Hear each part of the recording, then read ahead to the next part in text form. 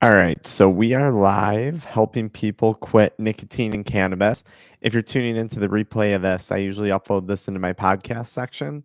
So until people start rolling in and asking questions, I'm not going to say much. So if you're watching the replay of this, you probably just want to fast forward. But otherwise, I'm keeping an eye on the comments for you guys who are tuning in, and I'm going to do my best to answer questions for you. Um, so if you got questions, start asking them. What's up, Peter? What's up, Dion? What's up, Derek? What's up, guys? Feel free to ask me questions. You got my attention here, and I'm happy to answer questions when it comes to quitting substances and helping people out with that.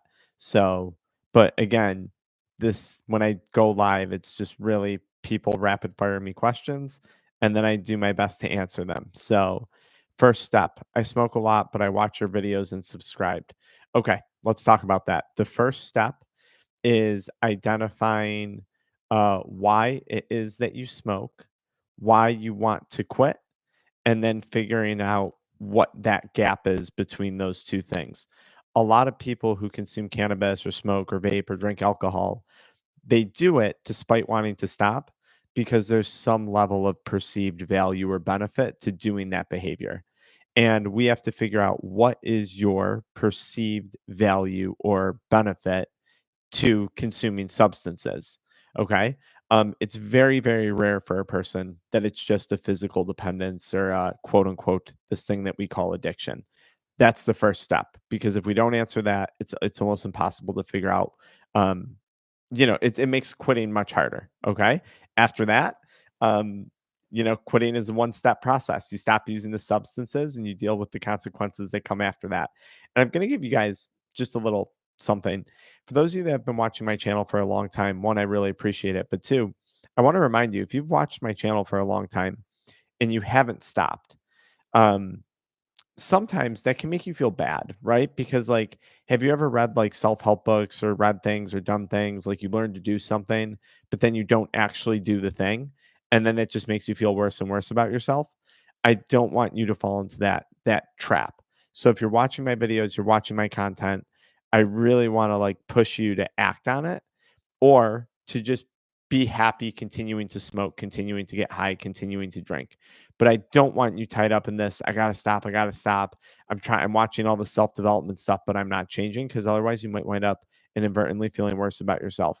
Um, Smoking your last joint right now for 20 years. Yeah, yeah, yeah. Happy to be here with you later, smoking your last joint. Always making excuses. Yeah. So, what's your first step? Your first step is stop making excuses, and then ask yourself why. Why are you always making excuses? Right? Um, why? What is it that you're avoiding, or what is it that you're trying to delay by not quitting?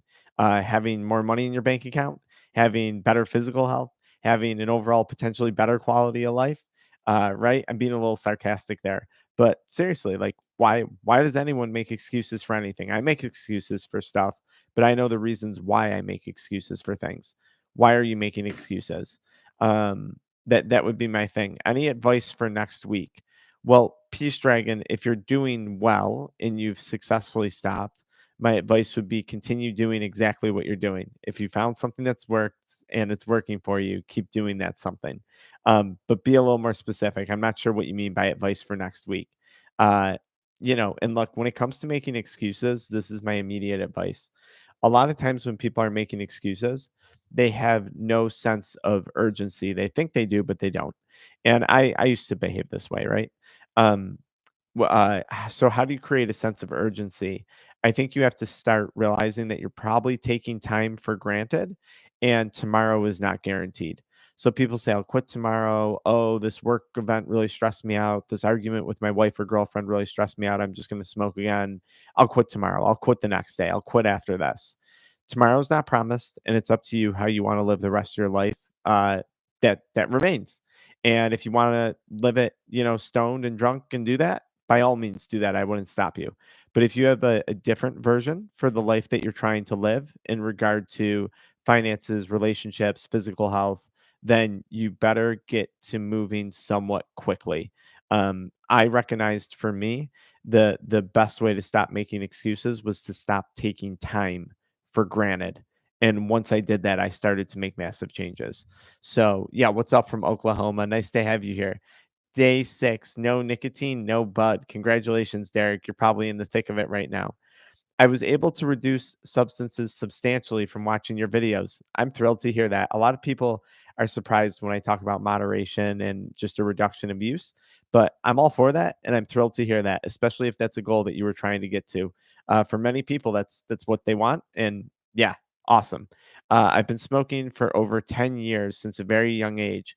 My perceived value is relaxation. At this point, I feel like I do it as a daily routine. Yeah, so the perceived value is relaxation. You can't be that relaxed about it if you're on a live call with me on a Saturday night listening how to quit, right? That wouldn't right? If you were truly relaxed about something, you wouldn't be trying to stop doing that thing. So then the next question becomes, why do you want to stop? And I'm just going to play this out in case I miss your comments. You might say it's because I want better physical health. It's causing me anxiety. I'm wasting money on it. And I'd say, okay, so are you relaxed about those things? Or are you actually stressed about those things? And this is how we start to break down the addiction, right? This is how we start to this is how we devalue the drug. We have to devalue the substance in our minds. And if we can do that effectively, that's what I do with people when I work with them, right? I try and get inside their mindset and see what's going on. Then it makes the quitting process much, much easier. Okay.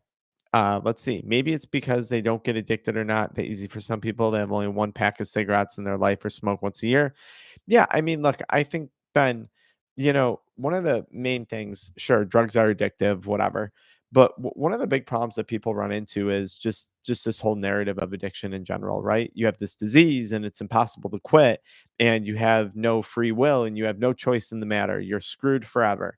But I think people who fall into that, and mind you, I was people who fall into that mindset are more likely to get addicted than someone who's not. There's probably a host of factors that play into that, Ben, but that's one that's not really talked about, right? Oh, you got a baby on the way. Congratulations. That's awesome. That's awesome. That's awesome. Okay, let's see here. All right. Go to your local anonymous meeting. Okay. One-on-one convo made quitting so much easier. Yeah, yeah. One-on-one conversation is killer, right? That's what we do in our coaching programs. One-on-one, whether it's through a program, through a friend, someone who properly knows how to support you, just talking to someone about it is like huge. That's what most people need. Most people just need support, and they need someone to be a sounding board, and they need someone to make sense of what's going through their head. Right? That was one of the most beneficial things for me. 19 days off of 7-OH, I think, 13 days off of migraine. So you're coming off some interesting stuff there. So, how are you doing? How are you holding up? 75, 80 days sober. Watching your content helps me a lot when I have weird dreams. God bless you. Thank you. I'm glad the content helps. Those dreams are pretty wild. You know, I tell people when you're quitting substances, and it's not just with weed, this happens with alcohol and other things too, but you get that rebound effect of REM sleep. And it's actually a really good thing. That's your brain trying to process all of the good and bad things that's happened to it over the course of the last few days, months, or years, depending on how long you haven't been dreaming. And that's actually a really good thing because, like, that's going to help you better manage stress. That's going to help you better manage anxiety in the long run. That's going to lead to a more rested version of you. So that's great. Now, in some cases, the dreams for people might be a little too intense, or they might have, some complex PTSD stuff going on. And there's actually a blood pressure medication out there that you can ask your doctor about or your psychiatrist about to help reduce those PTSD related dreams if you're getting those little adrenaline dumps at night, because we don't want that. Quit for 100 days, broke then, now 35 days, feeling like doing edibles today. So why did you snap after 100 days would be my first question. Um, I don't think you broke. I think you chose to go do it for one reason or another. What was that reason? Was it the withdrawals? Was it, some perceived value? Why did you choose to go back? You didn't break, right? Like, you're stronger than that. Don't devalue yourself like that. And then two, feel like doing edibles today. I'll say something about edibles. Edibles have, the highest risk and the highest association with hospitalization for mental health crises, right? Um, yeah, a lot of people crash out on edibles. So, yeah. First week is always hard as hell. Yeah, sure. That's like, yeah, the first week is usually challenging. Yep, for most people it is. But you know what? Um, Lots of things, and I'm not saying this to sound like whatever, but lots of things in life are hard. And typically, the hardest things that I've done have been the things that have been most worth it. Whether that was, having a child, like I love my son and my wife dearly, and we have a beautiful relationship in my family with everyone. But like, that's hard. Like, that was hard. Having a kid and not having kids before was like really hard, right? Like having a strong marriage, it can be hard, but it's worth it, in my opinion, right? Being in good shape and saying no to junk food and working out is hard, but it's worth it. So, maybe this is a great opportunity for you to do something hard, quitting that first week, and maybe that's going to build some calluses on you, and you can apply that mindset. Hey, I'm capable of doing hard things to other aspects of your life that might be hard that you want to improve. And if we look at it this way now, suddenly quitting and doing something hard is something that you can get excited about. So I hope that helps you. 3 months, I started again while on holidays with friends. Now I want to quit again. Okay, quit again. What's the barrier to stopping again? Why not stop again? What's holding you back? That would be my question there. You know, okay, you're on a holiday with friends, so you probably had some perceived social value surrounding cannabis use. And just watch out for that in the future. You tried it, you realized, hey, still not for me, didn't get the benefit I was looking for. So I'm going to stop again. It really doesn't have to be complicated. So many times people will stop and then they might start up again and they wind up getting all this like shame, guilt, regret, upset. They're feeling like they're starting over. And it's just a bunch of BS. Like, right? Like, okay, you made a decision, a rational decision in your mind to go back to using substances. You did it. You've now verified that it didn't have the outcome that you expected. So, you know, don't do that again, right? Like, I mean, as dumb as this sounds and as simple as this sounds, if that's not what you want to be doing and it didn't give you the social value that you thought it would with your friends, now you know. I'm glad that you confirmed that for yourself, right? There's no need to be upset with yourself if you had to double check something and confirm it. That's how I would see that. So, yeah, yeah, of course. I hope your son finds our channel too one day. It's very helpful, and I hope you as a parent find the support that you need while you're going through a loved one struggling with this because it can be very challenging and trying. Been trying moderation after stopping, but ever since I've been doing moderation, it's been on my mind every day since I started moderation. That's why I don't moderate. Right. I'm very confident I could moderately smoke weed or drink alcohol or really do anything that I want to at this point. And the reason why I say that is because I could very comfortably take it or leave it. When you get to that point in time, chances are moderation is very attainable. But but I tend to very much think about things, and I am not a person who is a moderate individual in anything I do. Right? It's a Saturday night at 10:45, the day before Mother's Day, and here I am live on YouTube because I still have a little bit of energy left to burn off from my day today, despite working for like 10 hours today, maybe longer, maybe 11 or 12. And here we are doing this, right? So I don't do anything moderately. I don't do YouTube moderately. I don't post moderately. I don't diet moderately. I don't do anything moderately. And it was that obsession. Even if I could moderately smoke, chances are I'd be thinking about it during the week. And I don't want to waste my time on something that's not bringing value to my life. And cannabis for me was no longer bringing any value. So why would I want to moderately think about it? I don't want to. I don't care. I have other things I'm trying to do, right? So I'd much rather be on here with you guys talking and doing this. Peace Dragon, it's the prices of our programs vary. We have programs that are a few months, we have programs that run a year. It really varies. If you go to addiction mindset, all one word.com, addictionmindset.com, you can fill out the application process there and my team will walk you through all that. Um, do you relate to feeling like you just need Nick every time you get a craving and feel like it's benefiting? Even though I can't stand Nick, I feel like I need it to feel normal. Yeah, Liam, of course I do. You you're doing that to feel normal because your body's used to having that. So when it doesn't have it, it doesn't feel normal. Like, of course I relate to that. I lived that for many years of my life. Um, the only way to get past that is to not use nicotine for a duration of time, and then eventually you'll feel better. Now, in a case like this, you could talk about if that's really your biggest holdup. then we could talk about, nicotine replacement therapy. You could talk about harm reduction tools when it comes to using nicotine if you're quitting cigarettes or quitting vaping. Because Liam, in your case, I got to ask the question, like, are you trying to quit nicotine? Or are you trying to quit cigarettes or vaping or chewing tobacco? Because these are kind of two different conversations, right? So yeah, there you go.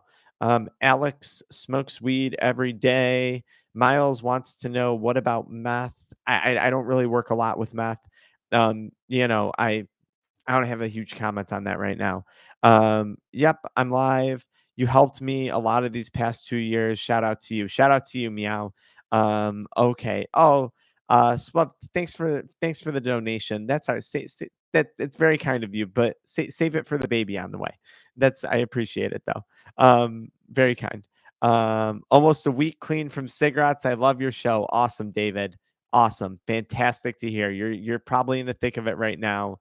um, awesome.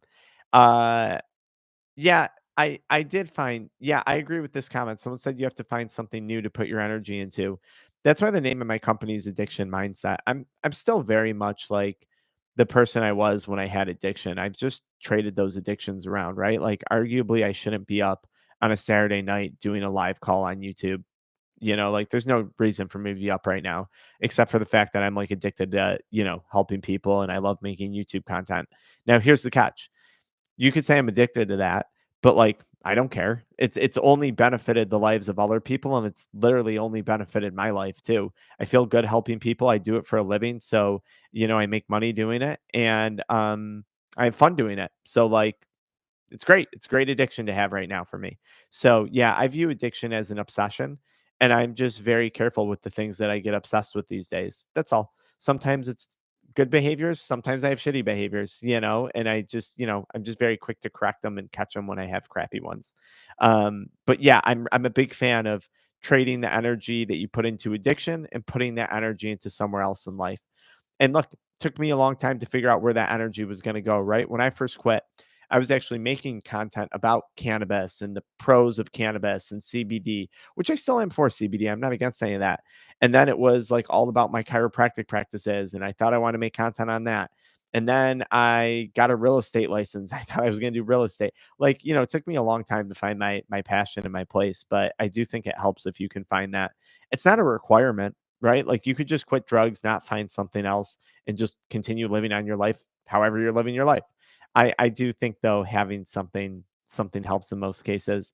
Um, Weed makes you a passive loser. So yeah, I think it depends on person to person. I don't really hold judgment to anyone when they do or don't use substances, right? Like I don't know. It's not my call to say what makes someone a loser or doesn't make someone a loser.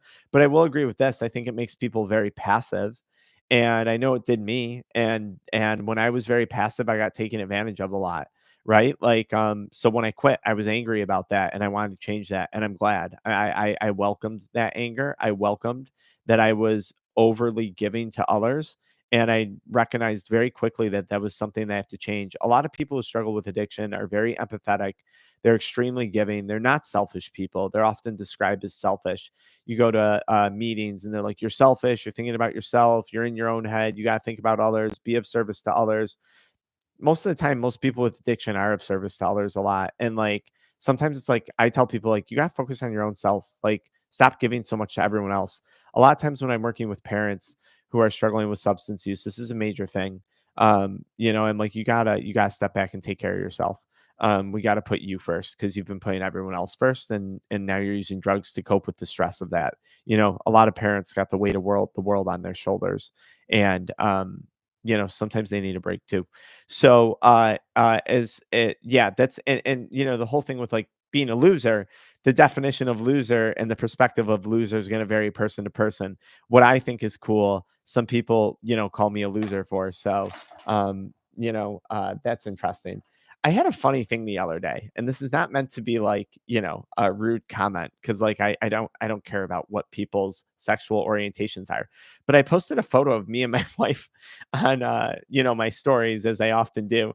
And one of the top comments was, "Does she know you're gay?" And I just saw that the other night. I was like, I should make a reaction video of this. It's pretty funny. I just don't understand how that keeps coming up. People are very convinced of that of me. It's interesting. All right, guys. Let's see here. What else do we got? What's the Okay, I skipped over some comments. Good evening, friends. Okay, I'm trying to catch up here. I'm trying to catch up. Moderation is so much more manageable for me compared to abstinence, which does not work in the long term. So orange, yeah, I'm happy with that. A lot of people will choose moderation, and that's fine. Like that's great. I'm glad that that works for you, and I'm glad that you found that. That's awesome. Um, how long does it take for marijuana to get out of your system? I'm doing it for court. Oh, Wicked Chaos. Uh, please support our channel sponsor. Go on Amazon and buy the Exploro at home drug test kit. Okay. And I'm telling you this, it's Exploro on Amazon, EXPLORO. Test at home prior to your drug test. If you're testing negative at home at 50 ng per ml, chances are you're going to pass your drug test when it comes up. But I don't know your body fat. I don't know what type of stuff you were smoking. I don't know. There's so much about you that I don't know. And there's genetics can play a role, nutrition can play a role, exercise can play a role. Exploro, test at home. And I'm telling you, use that test kit, not only because they're a channel sponsor, but because they offer master classes that cover everything you need to know about passing a drug test. So please check them out on Amazon, check out their website, sign up for their master classes. You will learn a lot and they will very much prepare you for passing a drug test. Okay. Um, okay, good. Um, Nothing, no smoking, no vaping. Okay. Let's see here. Yeah, I think if people feel bad from smoking or vaping, they're more likely to quit. But then again, there's a conundrum to that. Sometimes I work with people who feel, I felt horrible from smoking and vaping and I kept doing it, right? Weed, cigarettes, vapes, chewing tobacco if it wasn't vapes, right? Like all of it. And here's the thing. Sometimes you wind up feeling so bad that you get lost and you're like, life is never going to get better. So I might as well just keep doing this because I'm screwed anyways. And I know I found myself in a dark place like that once. And sometimes feeling bad can actually feed the substance use because you feel so bad you don't even have the energy to try and quit and try and change. So I've worked with people on both ends of the spectrum. Some people feel really good and I'm like, hey, now's a great time to quit because you're feeling good about things and like you got that extra energy. Sometimes I meet people who feel really bad and I'm like, hey, good news. You can only go up from here. So let's get to work. Right. This is, you know, right. I've been doing this for years now. I've been making content for years. I've been coaching, I've literally coached like probably thousands of people at this point when it comes to helping people quit substances.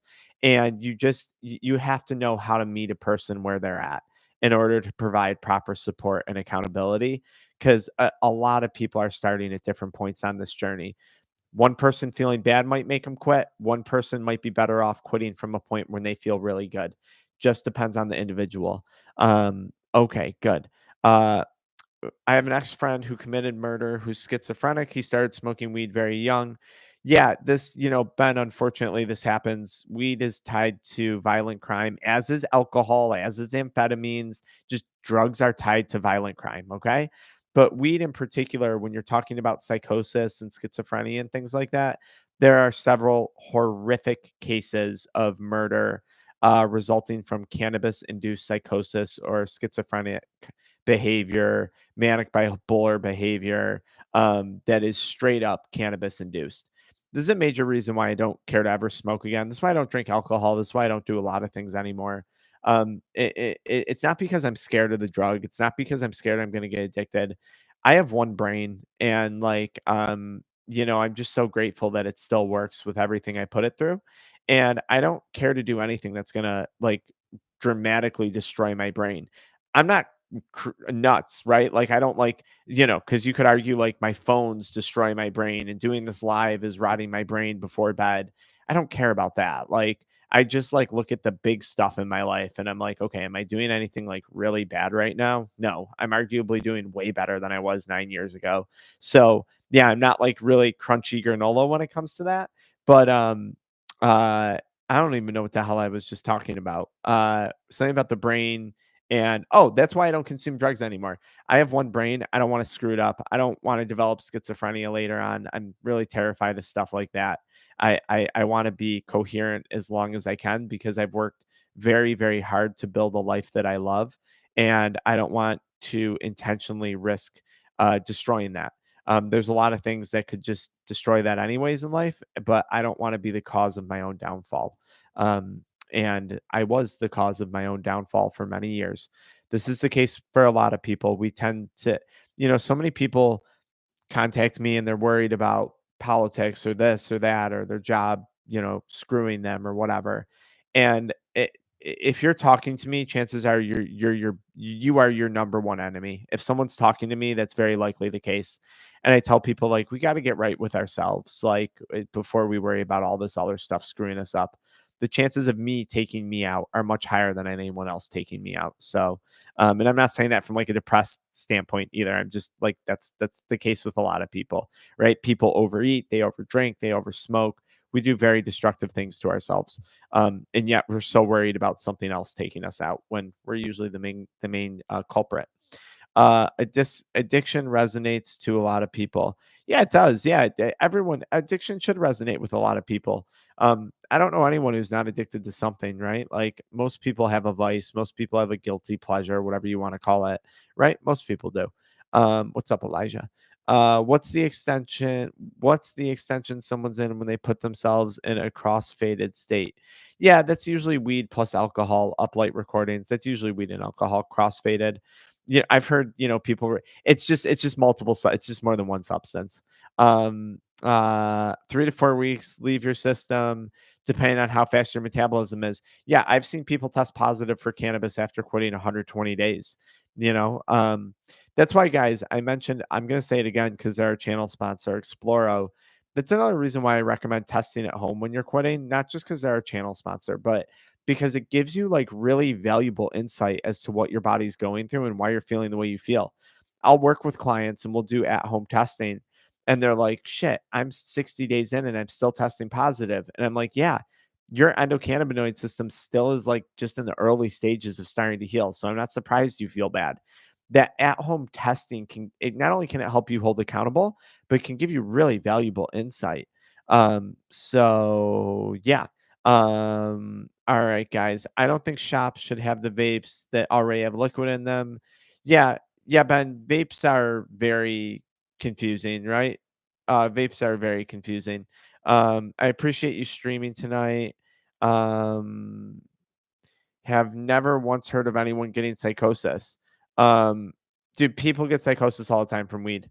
This is well documented. Like this is not an argument that you just don't know. Then like I mean, I don't want to sound rude, but you're just ignorant to that then. I was too. I'm not judging you, but like understand the drugs that you're consuming and the risks that come with them.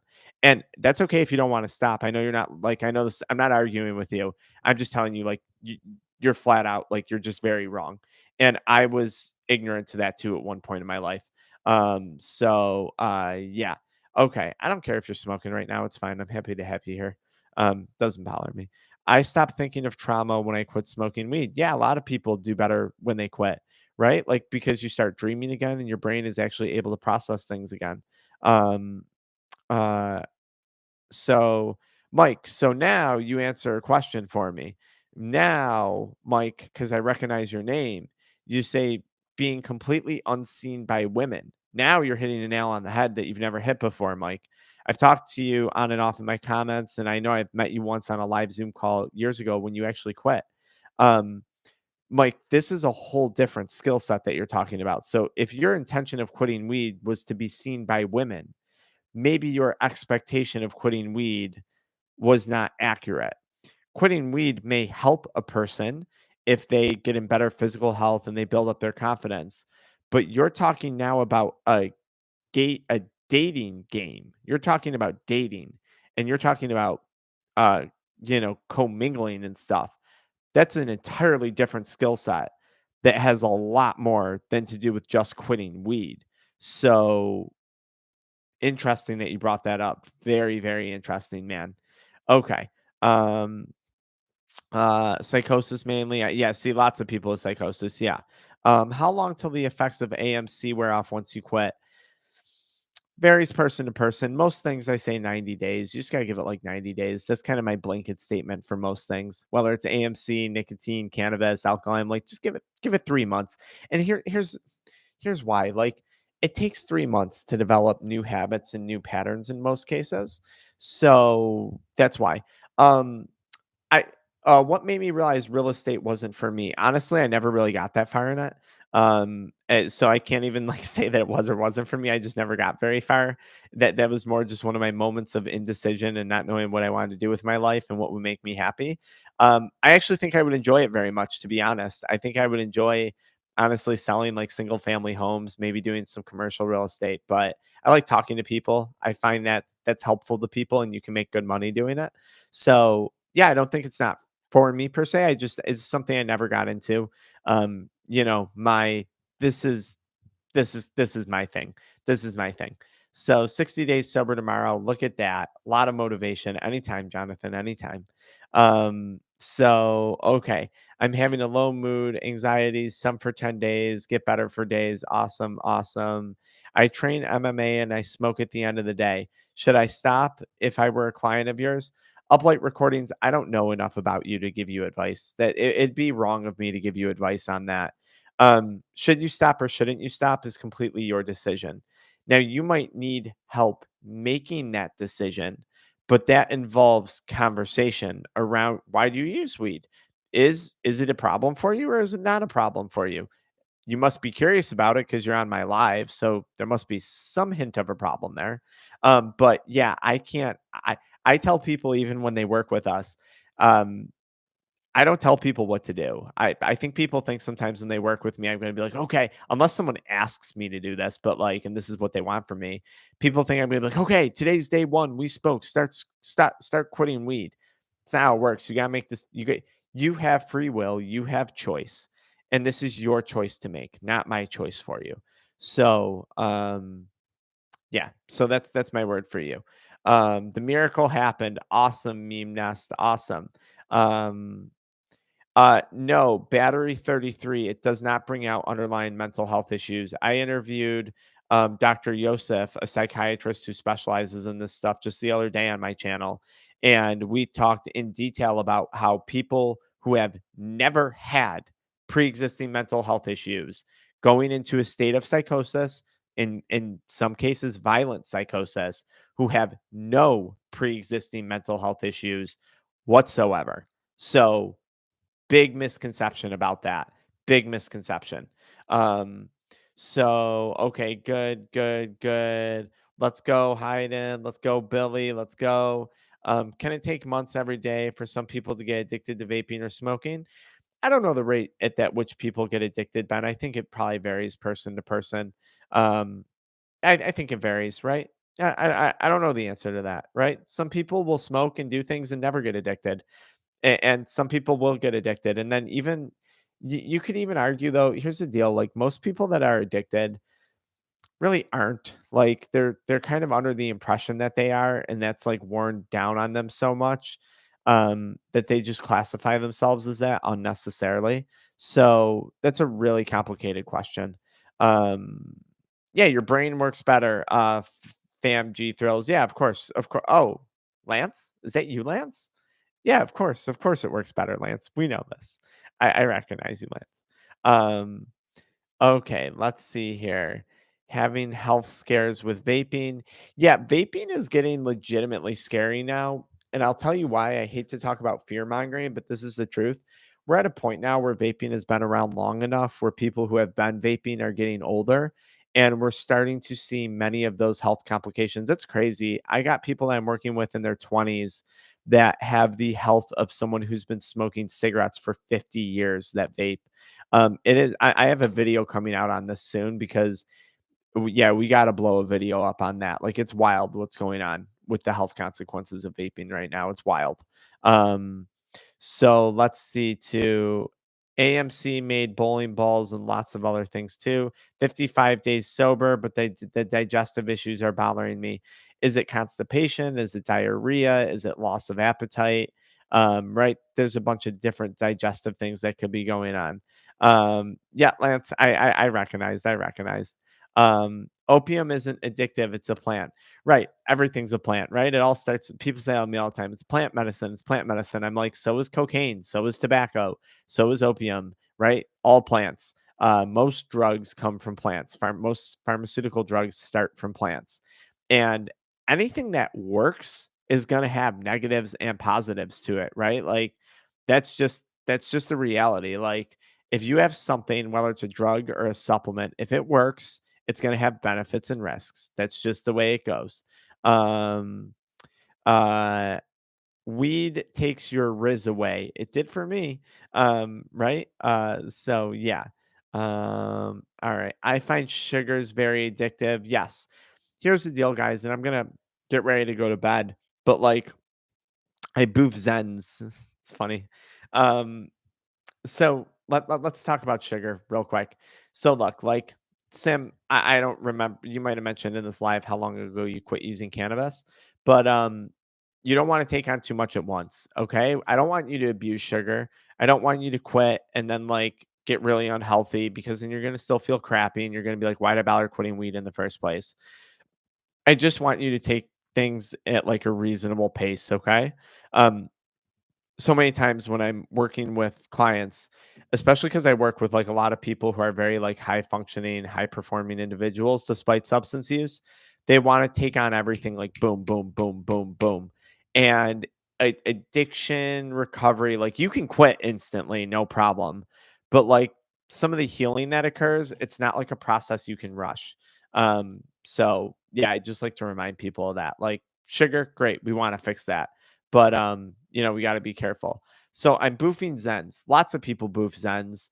Um, you know, is it a significant form of harm reduction for many people? Yes. How risky is it? Depends on what the person's experiencing, right?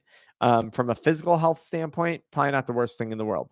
I am a little worried about Zen though, and some of the like people are getting like really bad GERD or acid reflux from it because that can eventually erode away your esophagus and lead to Barrett's esophagus, which is like precancerous. So I do worry about that. And then with Zen, it's funny you said Zen, Zen, Zen. It chills me out. People I've worked with Zen, and even me, I chewed tobacco like every day for years. Nicotine pouches gave me like horrible anxiety, especially once we rolled into the nicotine salts in the pouches. Like it was the opposite of Zen for me. It was just the total opposite. So okay, let's see here. Let's see. Um what are your tips on being viceless? Like quit nicotine one day and start drinking caffeine the next. Hidden bars, I think you have to ask yourself like this is a serious question. What's the point in being viceless? Like why is that your goal? Like I think you have to reframe your goals. Like w- do you know what I'm saying? Because like okay, let's say you stop using nicotine and you drink some caffeine. That's not really problematic for most people. So I'd ask you like why is your goal to be viceless? And is that sustainable in the long run, right? Because I don't think perfection exists for anyone, myself included. Granted, I avoid the things in my life that cause me major trouble, but I've screwed up on sugar and sometimes I'll drink like, some crappy flavored drink with sucralose and aspartame in it.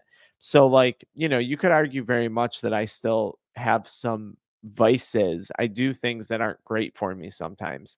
Right? I binge social media sometimes. So I think we got to rephrase that question. Why do you want to be viceless? And what is it that you're actually trying to accomplish? Because in order to accomplish that, does it require you to be viceless or does it simply require you to stop, some things in your life that might be causing you substantial harm? Um, I don't pride myself in being quote unquote sober or viceless. I've made posts about this. I care very little actually about being sober. That's not my intention. Um, my reality was I wanted to achieve X, Y, and Z things in my life. And getting sober was a clear step that I had to take to achieve those things. If I didn't have to get sober to achieve the things I wanted to achieve, I probably would have still been using drugs. So, yeah, like just reframing some things. I think a lot of people confuse that about me. I think a lot of people think I have like a lot of pride in being viceless. I think it's cool because it shows like a level of discipline that I didn't think I was capable of. But like that's not the value in what I do. The value in being sober for me isn't being viceless. It's I have more energy, I have more motivation. I'm able to be more present for my family and my career. I'm in better physical health I'm in better physical health at 36 than I was when I was freaking 23 years old. And it's awesome. Most people at 36 can't say that. Most people at 40 can't say that. So like that's why I don't do stuff. Um yeah, all the feelings come back. That's a big thing when you quit. Um it's a big thing. It's overwhelming for a lot of people. And that's why I say to people, we don't want to take on too much. We're not trying to remodel your whole life when you quit because chances are you're going to have some feelings of overwhelm already. So we're not trying to redo everything. Um, so yeah, you guys, I had fun. This was a short live. I am going to head off to bed here. Got to get ready for a busy day tomorrow with the family and the wife. I'm having a bunch of family over to cook everyone breakfast. I got one of those Blackstone griddle top grills, so I'm going to grill breakfast outside tomorrow for everyone and enjoy some time with family tomorrow. And I hope you guys can too. I hope you guys get that opportunity. Uh, Anyways, if you guys need anything, please show Exploro some love. If you need at-home testing, Amazon Exploro test strips.